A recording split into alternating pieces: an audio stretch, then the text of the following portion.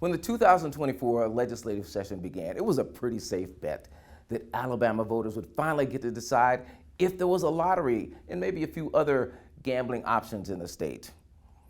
Well, my colleague Mike Kaysen asked a few members of the Senate why the date was changed. He spoke with Senator Greg Albritton, who said that he needed to make the date change in order to round up enough votes to get the 2/3 majority that the Senate needed.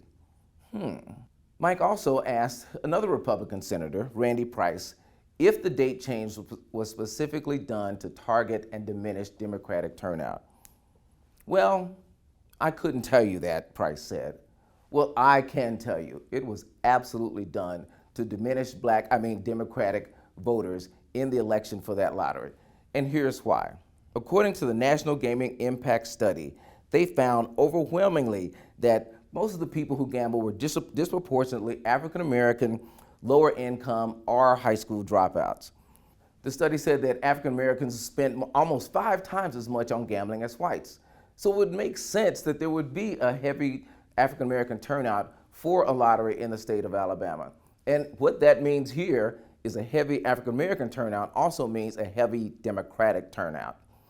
In 2018, African Americans voted overwhelmingly, all but 4%, for Senator Doug Jones, a Democrat, which allowed him to beat Roy Moore by only 1.4% and become the U.S. Senator from this state, the first Democratic senator in years.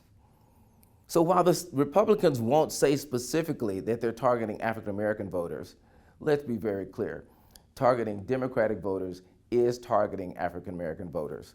It is a last-ditch effort to save a district that the Supreme Court deemed to be racially drawn, was rewritten, redrawn, in order to give Democrats a good chance of finally gaining one more congressional seat.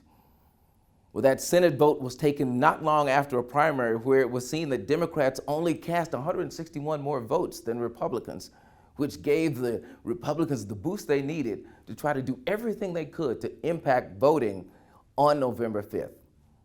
So pulling that gaming bill away from the general election is a way to, sort of a last-ditch effort to diminish the Democratic vote, and in Alabama, that means diminishing the black vote.